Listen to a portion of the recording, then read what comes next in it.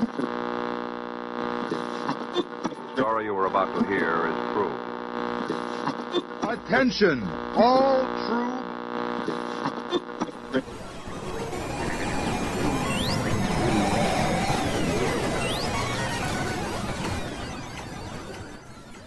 He's alive! Alive!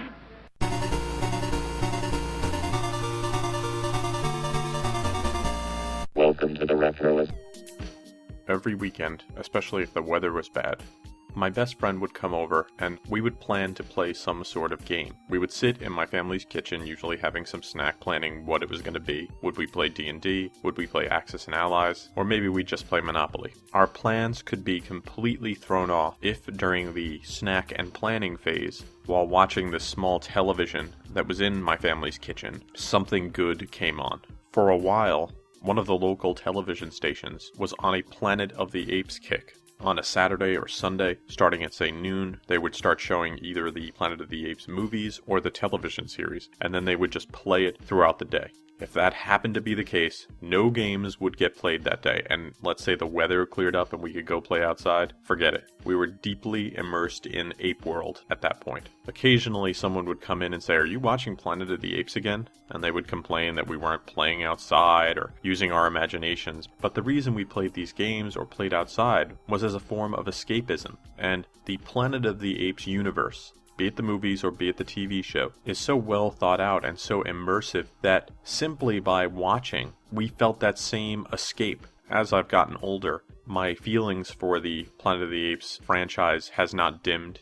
If you put it on in the morning here in my house now, I will sit there and watch it, then I will get out my box set and put in the next one and the next one and the next one. It is the perfect way to distract me and to basically make me lose a day. I've probably spent weeks of my life in the ape world, and I do not regret one of them. On today's show, we're going to talk about Planet of the Apes, the original movie. We will talk a little bit about the sequels and some of the other stuff, but today we will concentrate primarily on the 1968 film. We'll talk about the book the movie's based on, the people in front and behind the camera, the film's release, reception, music, and we'll throw in a few surprises here and there. We have great guests today. Vic Sage, Rob Flack O'Hara, and Doug McCoy are all back to provide some information about Planet of the Apes. As always, we have an info-packed episode ahead of us, so without further ado, let's start the show.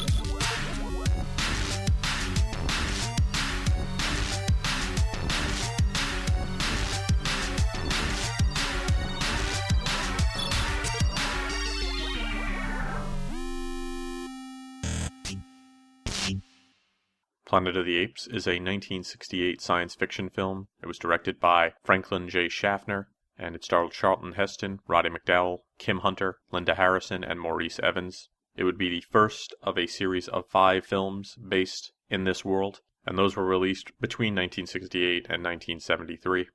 All of them released by 20th Century Fox. The film is based on a novel by Pierre Boulet. It is called Le Planet-des-Singes, which I am sure I am not pronouncing right. Boulet was born in 1912 and passed away in 1994. French novelist, probably known for 2 works, Planet of the Apes, which came out in 1963, and another great book that was turned into a great movie, The Bridge Over the River Kwai, which would become The Bridge on the River Kwai. He had been an engineer serving with the Free French in Singapore. There he was captured and had to do forced labor, and he would use that experience to write Bridge Over the River Kwai. Planet of the Apes was published in France in 1963, and the first English version of it was translated by Zan Fielding and came out the very same year. That's where we get the title Planet of the Apes. Now, while I love the title Planet of the Apes, next year it was published in the UK as Monkey Planet, which I also love. Although maybe when they release the films, the Monkey Planet films just doesn't have that same sense of drama that Planet of the Apes has. There are some things that both the movie and book have in common, and I do think that if you are a Planet of the Apes fan, you should read the book. Probably one of the more dramatic differences between the book and the movie is the ending. Now, there's a bit of a spoiler here. I'm going to sum up the movie briefly later, so just be ready. In the book, the main character returns to Earth with a woman who he picked up on the planet and his son, and discovers that Earth has been taken over by apes since he had been gone for so long, which kind of leaves the whole idea of the book up for interpretation. Makes you wonder, was he ever on a different planet to begin with? Is this just what's going to happen to any world that has humans in it? It's a pretty memorable ending, and one that the author really liked. Another difference between the book and the movie is Dr. Zaius' role. They sort of flesh out Dr. Zaius a lot more in the film, which is maybe why he's a lot more popular after you've seen the movie. The jump from book to film wasn't a quick process. Originally, the screenplay was written by none other than Rod Serling, the creator of The Twilight Zone, but would go through dozens of rewrites before filming began. It was the director Blake Edwards who originally got Ape Fever and contracted Serling, but as time went on and they started to attach people to the project, namely Charlton Heston, he suggested that Franklin J. Schaffner direct the film, and it would be Schaffner who would take the film and run. He would not use Serling's screenplay. Instead, he would use a rewrite that was done by Michael Wilson. Wilson kept the basic structure of what Serling had done, but he rewrote the dialogue, and because it would have been too expensive, he took Serling's idea of setting the Planet of the Apes in a sort of high-tech society to a more primitive one. That would save a lot of money in the long run, and would give Planet of the Apes its very unique look and feel. If you were interested in what Serling's work looked like, you can actually get to see a bit of it acted out, because to convince Fox that Planet of the Apes should be made, the producers shot a screen test using the Rod Serling draft of the script. They also used very early versions of ape makeup. This test footage is included on several of the DVD releases of the film, and you can see it online. It's really cool. Heston plays Thomas, which was the early name for the Taylor character that he would eventually play. But more importantly, Edward G. Robinson appears as Dr. Zaius. Rounding out the cast, you had James Brolin, who nobody knew of at the time, playing Cornelius, and Linda Harrison, who would go on to play Nova in the film as Zira. Today's show is brought to you by your local men's clothing store. Primitive humans stole your clothes while you were skinny dipping in the local watering hole? Don't worry, you can get a replacement at the local men's clothing store.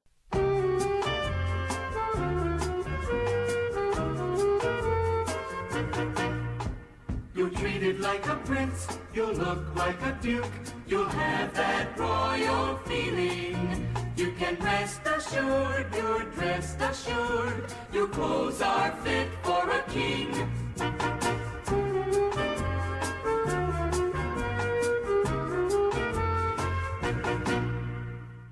Gotta love those men's clothing stores.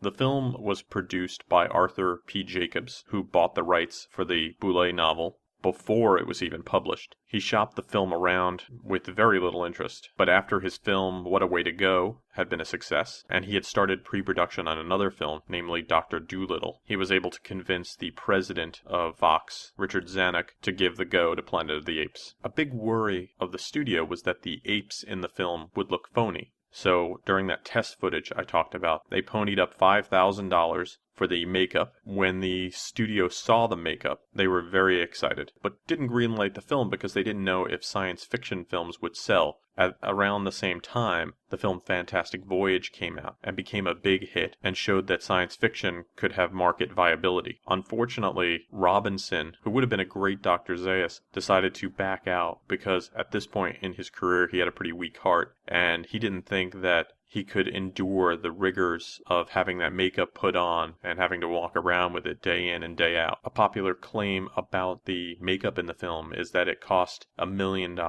according to associate producer Mort Abrams. While they did spend a lot of money on makeup, maybe close to $500,000, the marketing people thought that it would be better publicity if they said $1 million. And it does. Hearing that round number, you think, wow, this has got to be some great makeup. The makeup effort was run by John Chambers, Chambers was a pioneer in film makeup and brought a technique he had used to give disfigured veterans of World War II a normal appearance. But then he spent hours at the Los Angeles Zoo studying apes and seeing how they make facial expressions. The makeup was so intense that during breaks in filming, the actors had to keep the masks on, and to eat, they had to drink all their foods liquefied through straws. An interesting little phenomenon that happened is you had 3 types of apes in the film. You had gorillas, chimps, and orangutans. The groups of people in their makeup would start hanging out with the apes they were portraying. So you had chimps hanging with chimps, gorillas with gorillas. This wasn't required. It's just what happened. People felt more comfortable with their own type of ape, I guess. While watching the film, you will notice there are no female gorillas or orangutans. The film was directed by Franklin J. Schaffner. Schaffner was born in 1920, passed away in 1989. Probably best known for 4 films. Planet of the Apes, of course, Papillon, Patton, and The Boys from Brazil. Originally, J. Lee Thompson was going to direct the film, and he co-owned the rights to the film with the producer Arthur Jacobs. But he had to back out because he was directing another film, McKenna's Gold. That's when Blake Edwards was brought into the job and contracted Serling. It would be Jacobs who would pick Schaffner to direct the film, mostly based on the recommendation of Charlton Heston, who had worked with Schaffner on The Warlord. Thompson would eventually direct some part of the ape universe. He directed 2 of the follow-up films, Conquest of the Planet of the Apes and Battle for the Planet of the Apes. After these messages, we will return.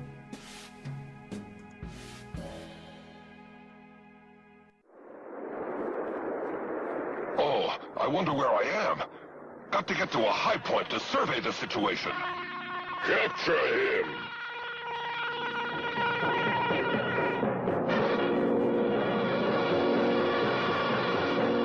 Oh no, I'm trapped by the apes. What kind of place is this where apes are the ruling class? What are they going to do with me? I must escape.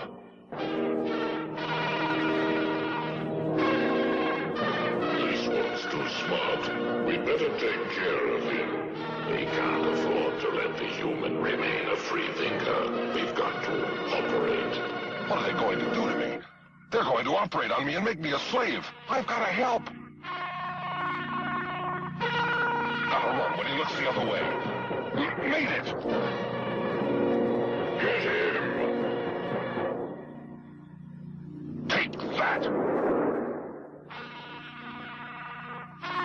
What strange planet can I be on? Oh, no. And now, back to the show.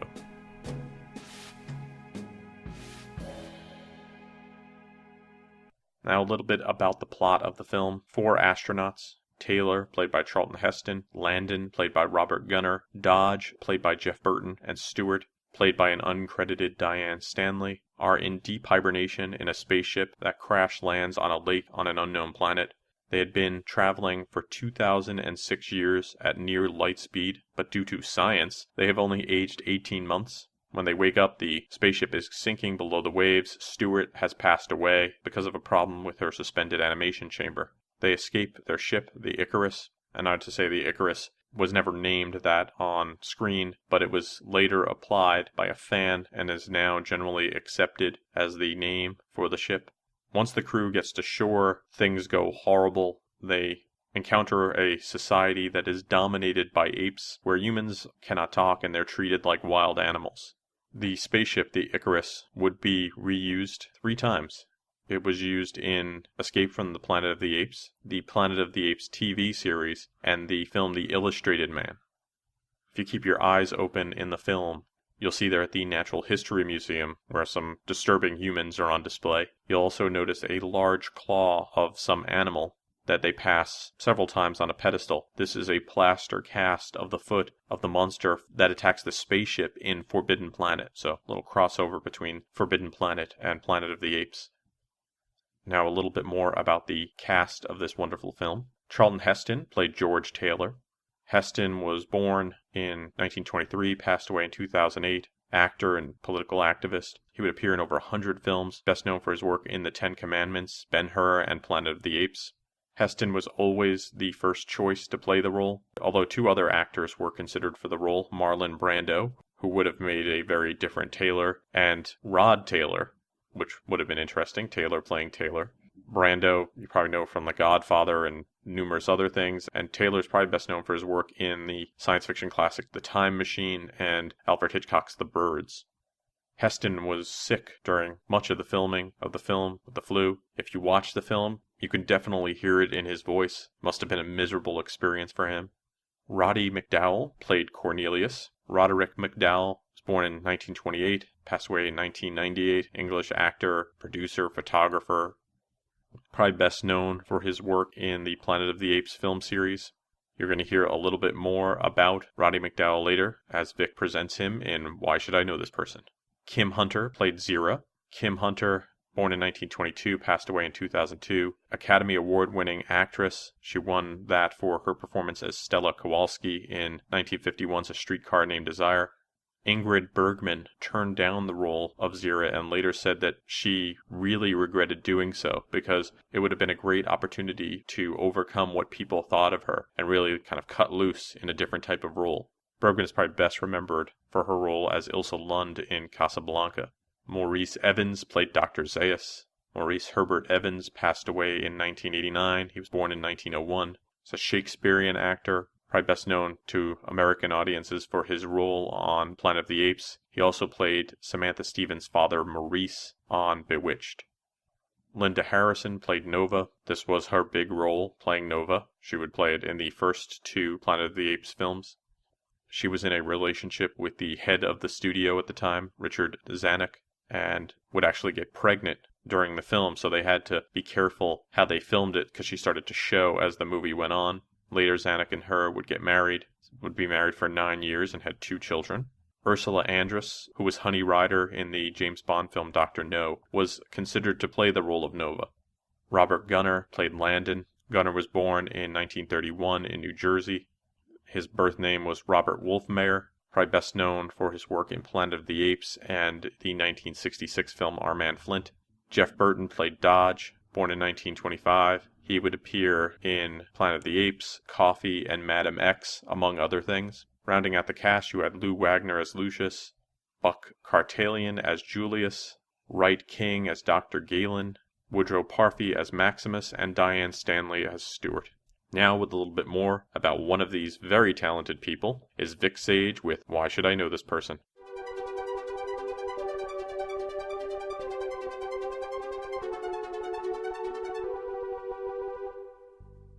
Hi friends, Vic Sage here with Why Should I Know This Person? And this time we're going to be taking a look at Planet of the Apes co-star Roddy McDowall. Roderick Andrew McDowall was born in London, England on September 17, 1928. At the tender age of 5, he was enrolled by his mother into elocution courses, and by 10, McDowall landed his first film role as Peter Osborne in 1938's Murder in the Family, where he co-starred with Jessica Tandy. McDowall's mother brought he and his sister to the United States at the beginning of World War II. McDowall had already appeared in 18 films in his native country by that point. It was in 1941 that McDowall secured the role of Hugh in John Ford's Academy Award-winning film How Green Was My Valley. Roddy continued to work mostly in child star roles in such films as 1943's My Friend Flicka and Lassie Come Home, where he met his lifelong friend Elizabeth Taylor. Throughout his life, McDowall would appear in all manner of TV shows and motion pictures, and by the end he had garnered 261 acting credits. A list such as that is far too long, but some of his notable appearances include The Twilight Zone, The Longest Day, Cleopatra, where he would co-star once again with Elizabeth Taylor, The Alfred Hitchcock Hour, 1966 Batman as the villainous Bookworm, Rod Serling's Night Gallery, The Poseidon Adventure, 3 of the Planet of the Apes sequels, Escape from the Planet of the Apes, Conquest of the Planet of the Apes, and Battle for the Planet of the Apes. Of course, he also appeared in the live-action TV series as Galen. Even though he was originally uncredited, he lent his voice to the character of Vincent in Disney's The Black Hole, and was the great Peter Vincent in 1985's Fright Night and its sequel in 1988. Roddy did quite a bit of voice work for animated specials and TV series in his life. Some of the more notable roles include being the narrator for Chuck Jones's animated adaptation of The White Seal, as well as narrator and voice of Mowgli in Mowgli's Brothers. He was the voice of Samwise Gamgee in Rankin & Bass's The Return of the King, The Pirates of Darkwater, Camp Candy, The Legend of Prince Valiant, Darkwing Duck. He voiced the role of Jervis Tetch, aka the Mad Hatter, in the Batman animated series. He was Mr. Soil in Pixar's A Bug's Life, and his last role was as Dr. Hugh Trevor in Godzilla, the series. He was once quoted about his love of film. "I absolutely adore movies, even bad ones. I don't like pretentious ones, but a good bad movie, you must admit, is great."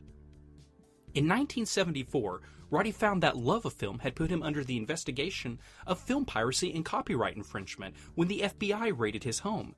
They seized the collection of films and television series that numbered 160 16mm prints and more than 1,000 videocassettes.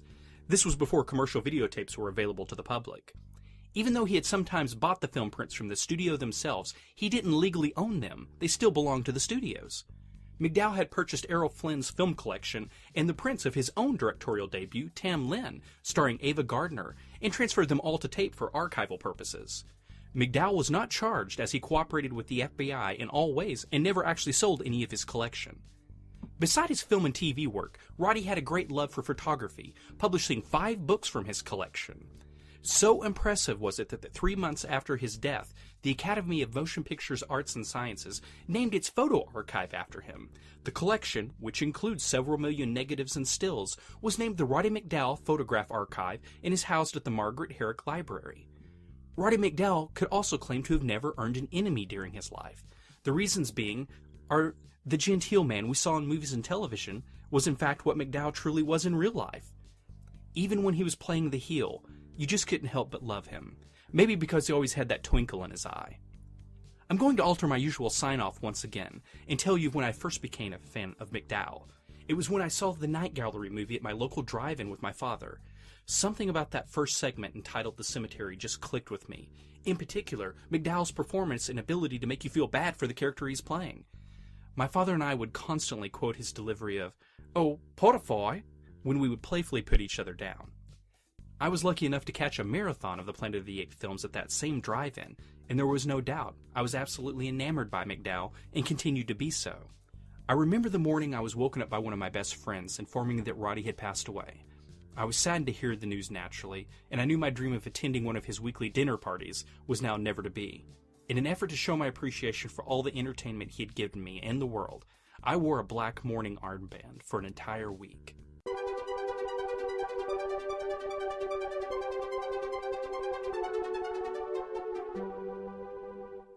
Planet of the Apes was well received by critics at the time. Audiences loved it.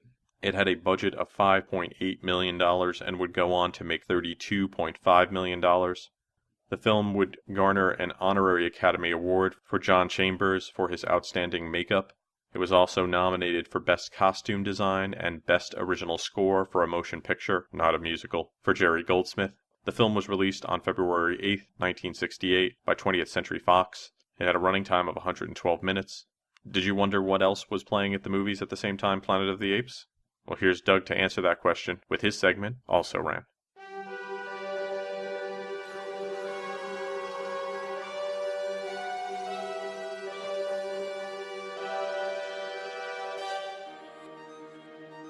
Hey, I'm Doug, and this is Also Ran.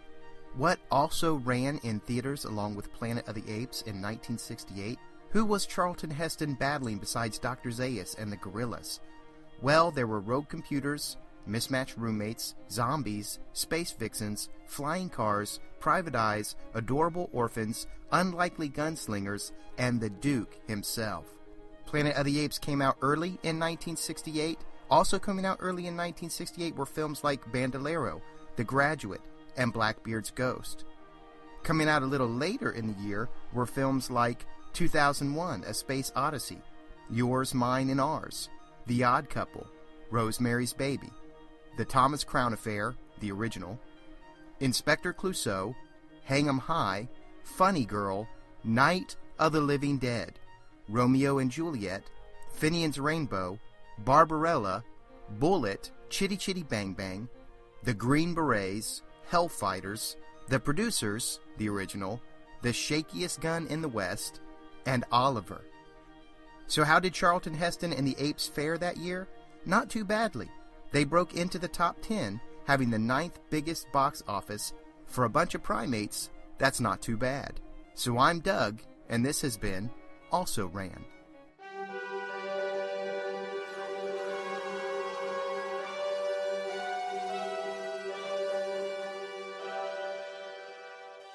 Thanks, Doug. The music on Planet of the Apes is a sort of avant-garde composition created by Jerry Goldsmith. It has lots of unusual techniques. Supposedly, Goldsmith wore a gorilla mask while writing and conducting the score so that he could, and I quote, better get in touch with the movie. I'm not sure how true it is. If it is one of the greatest images I could ever have in my head of a man writing and conducting gorilla mask on his head. It makes me think that's how I should work every day. I don't know a lot about music, but I do know that one of the claims to fame of the Planet of the Apes soundtrack is that it is the first completely atonal score in a Hollywood movie. Goldsmith's ambition was to create a score that captured this alien culture, yet it used familiar instruments. And to do that, he used various techniques, including looping drums, using an orchestra to imitate natural sounds, namely grunting apes, blowing horns without mouthpieces, playing instruments like a ram's horn, instructing his musicians on different ways to hold their instruments. He also used unconventional pieces of musical equipment, things like steel bowls to create percussion. As I talked about earlier, the film had a twist ending, and if you have not seen it, you probably have and don't even know it. At the very end, Charlton Heston is riding down the beach and he comes across the Statue of Liberty, which is mostly buried in sand, and he laments that this was actually Earth. He had made it home, and in those intervening years, humans had blown things up and apes had evolved to take over the planet. The area that Heston is riding in is called the Forbidden Zone, and it's this sort of barren, lifeless, off-limits world, and it would become a bit more important in future films as you ventured in to see what became of humanity. It was a bit disturbing. Where is the Forbidden Zone? Well, if the Statue of Liberty is there, then you know that the area where the apes live is probably the area around New York, namely New York, New Jersey, and Connecticut. At one point, Cornelius and Zira take out a map, and now if you have in your head what New York, New Jersey, and Connecticut look like, and you look down at this map, you'll get an idea of where this is supposed to be, namely the New York metropolitan area. In the second film, we actually get to see some of the post-apocalyptic ruins of New York. In later films, namely Battle for the Planet of the Apes, things move more toward the West Coast. You get the feeling that it's supposed to be Los Angeles. During the television series, it is most likely the San Francisco Bay Area. There would be several sequels, some attempts at rebooting, and even an animated Planet of the Apes. There were 4 initial sequels: Beneath the Planet of the Apes, which came out in 1970, Escape from the Planet of the Apes in 1971, Conquest of the Planet of the Apes in 1972, and Battle for the Planet of the Apes in 1973. Originally, Rod Serling was brought back to work on an outline for a sequel. Serling's outline would be discarded. Instead, they went with associate producer Mort Abrams and writer Paul Denn's version, and that would become the basis for Beneath the Planet of the Apes. In 1974, there was a television series, Planet of the Apes, and in 1975, an animated Planet of the Apes television series. I love that Planet of the Apes television series. There have been reboots and remakes of Planet of the Apes. In 2001, director Tim Burton reimagined Planet of the Apes. Originally, when I saw it, I didn't love it. I found it a bit silly, and I guess from years of watching Planet of the Apes, I really wanted my Planet of the Apes movie to be taken more seriously.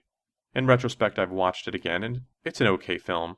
I can watch it. Of course, if given my choice, I'd rather watch the original or Rise of the Planet of the Apes, which was a series reboot from 2011, which was directed by Rupert Wyatt. 2014, a sequel is coming out, and I cannot wait and hope that we get 5, 6 more. I've actually heard that a 3rd movie has already been green-lighted, so maybe we will get a full Planet of the Apes new series. If you haven't checked it out, I suggest you do. I think it was very well done.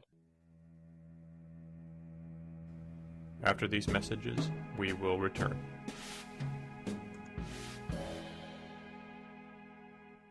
Fruit Newtons are the cookies with delicious real fruit inside. Real apple, blueberry, strawberry, new gray, And fig, but sorry. we have no banana today.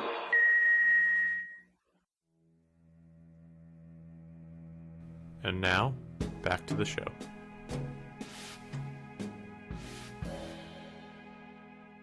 Planet of the Apes has appeared in book form. Le Planet-des-Singes, which I guess is Monkey Planet or Planet of the Apes, depending on what dictionary I look at online. The original by Pierre Boulet. There was also a 2002 novel by William T. Quick called Planet of the Apes: The Fall, which was to serve as a prequel to the 2001 film. And then in 2003, another book by Quick, Planet of the Apes Colony, which was a sequel to the 2002 novel. In 2011, an illustrated novel by Andrew Gaska called Conspiracy of the Planet of the Apes. Really cool, it's set in the same universe as the 1968 film. People make a big deal about Star Wars for its merchandising, but one of the first films to have a very big, large-scale merchandising tie-in was Planet of the Apes, and they had toys, collectibles, action figures, storybooks, trading cards, records, comics, everything that you would eventually see in Star Wars, just Star Wars was so much more successful. Comic book adaptations of the film were published by Gold Key and Marvel. Malibu Comics later reprinted those Marvel adaptations when they had the license in the 80s, and Dark Horse Comics published an adaptation for the 2001 Tim Burton films. In 1983, a video game called Planet of the Apes was being developed for the Atari 2600, and it would have been the first computer game based on Planet of the Apes. Sadly, the video game crash happened. In 2001, a video game for the series was officially released, and that one, of course, was based on the Tim Burton film. Now, a little bit more about that original Planet of the Apes video game is Rob Flack O'Hara with Talking Tech. Talking Tech. In 1983, John Marvin, an employee in the video game division of 20th Century Fox, was developing a Planet of the Apes video game for the Atari 2600. Right when the game was almost done, Marvin quit 20th Century Fox and moved to another gaming company. 3 months later, 20th Century Fox closed down their game division, and the game never made it to store shelves, even though magazine ads advertising the game had already appeared in print. Another movie-based game named Alligator People, based on the 1959 horror film of the same name, was also shelved. For some unknown reason, while packing things up back in 1983, someone placed one of the Planet of the Apes prototype boards into an empty Alligator People case. In the mid-1990s, someone discovered that cartridge, and since no one had seen either game, people assumed it was Alligator People, even though in reality it was Planet of the Apes. It wasn't until 2002, when a real prototype of Alligator People was discovered, that someone put two and two together and realized that the game everybody had originally thought was Alligator People was in fact the long-lost Planet of the Apes prototype. It seems crazy that anyone could have thought the game was actually Alligator People, especially when the last level of the game features a blocky rendition of the Statue of Liberty and her torch poking out of an 8-bit beach. After being lost and mislabeled for years, dumps of Planet of the Apes finally made their way onto the internet, where it can currently be downloaded and played on any number of Atari 2600 emulators. If you want to play the real cartridge, good luck. Only 2 prototypes have ever been found. Talking Tech. Thanks, Rob. Planet of the Apes was released on home video very quickly. It has been released on almost every major format, and you can often find it online for streaming. There's really not much of an excuse to not have seen Planet of the Apes, unless of course you do not like great movies or apes, in which case you really need to see somebody. I remember early on in my life, I was given a copy of Mad Magazine, which I guess at that point was pretty old. I think it was bought at a garage sale. It was from 1973, and it had a parody of the film called The Milking of the Planet That Went Ape. I remember poring over that and realizing that what I was looking at was a parody of another thing that I already really liked. It might have been one of my earliest memories of me associating parody with a pop culture phenomenon that I was familiar with. I would instantly start to make many more connections and understand the idea of parody after that. But Planet of the Apes has a special place in my heart because it was probably the first, or at least the earliest I can remember. Every year, I watch something Planet of the Apes related. Sometimes I watch the entire series. As I get ready for the next film to come out, I will probably get myself into my apey mood, fire up all the films, and watch all of them again. I suggest you at least check out the first one. Admire the great makeup work, the real fun plot, and even the twist that you know is coming. This film is a classic, so if you know somebody who hasn't seen it, give them the gift of Planet of the Apes. It's a gift they will keep with them their entire lives.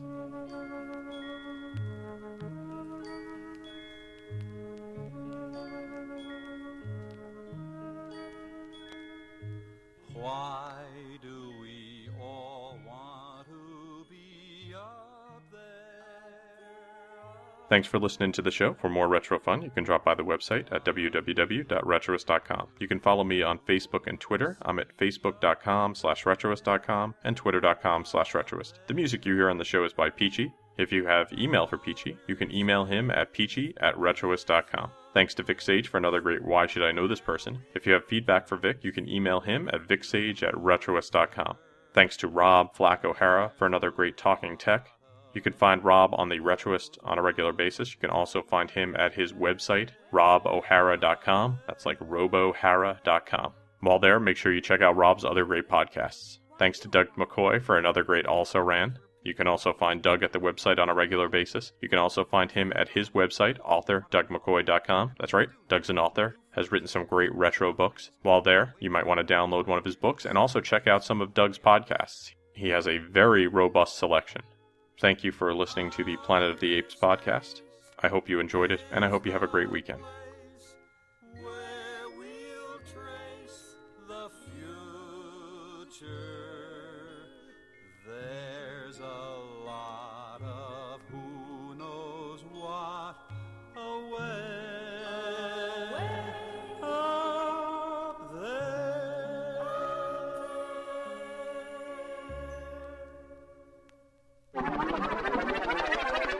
It's a madhouse! A madhouse!